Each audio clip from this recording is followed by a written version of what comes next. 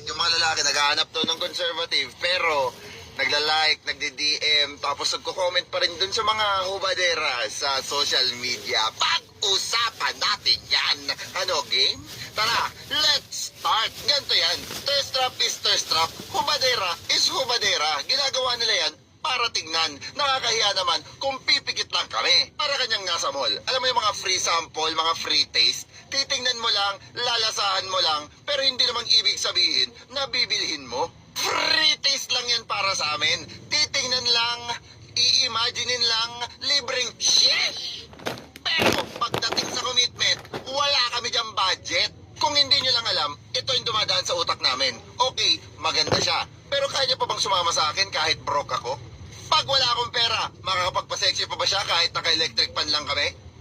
Kasi ang thirst trap na babae, to be honest, exciting. Pero ang conservative na babae, peaceful. Yung thirst trap, pang-adrenaline lang yan. Pang-paubos ng energy yan.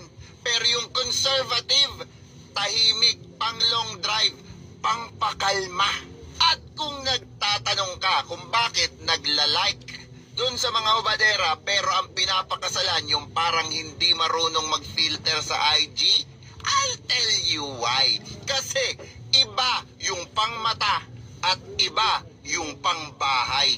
Ito, pakinggan nyo to at totoong totoo to. Hindi ibig sabihin na diniem yung hubadera, espesyal na siya. Minsan, bored lang kami. Minsan, igaw lang namin yung naglalandi. At minsan, tumatay lang, may signal sa CR. Ganun lang, boom. Yung mga lalaki na nagsasabi na gusto nilang conservative, pero ang mga pina-follow parang soft porn hub, lilinawin natin. Hindi ka confused, malibog ka lang, pero practical. Kasi na-appreciate mo yung babae na pangtinginan ng mundo, pero alam mo na dapat mo uuwian yung babae na pangtahimik na buhay. Parang kotse lang yan. Gusto mo ng Ferrari sa poster, pero pang araw-araw, Toyota, matibay, hindi maarte. Pag wala kang gas, hindi ka iiwan. Para dun sa mga nagta-thirst trap sa social media, hindi ko kayo dinadown. It's your body, it's your choice. You can do whatever the fuck you want. Pero ang sasabihin ko lang, hindi dahil tiningnan ka, gusto ka na niya. Minsan, window shopping lang yan. At para naman sa ating mga lalaki, wala namang masamang tumingin. Pero wag nating lokohin yung babae na uuwian natin para lang dun sa free sample na di naman nating bibilhin. Kasi